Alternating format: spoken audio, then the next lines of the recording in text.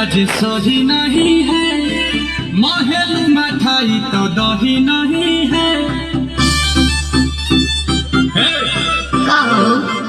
लागे मिजाज आज सही नहीं है, महलू मिठाई तो दही नहीं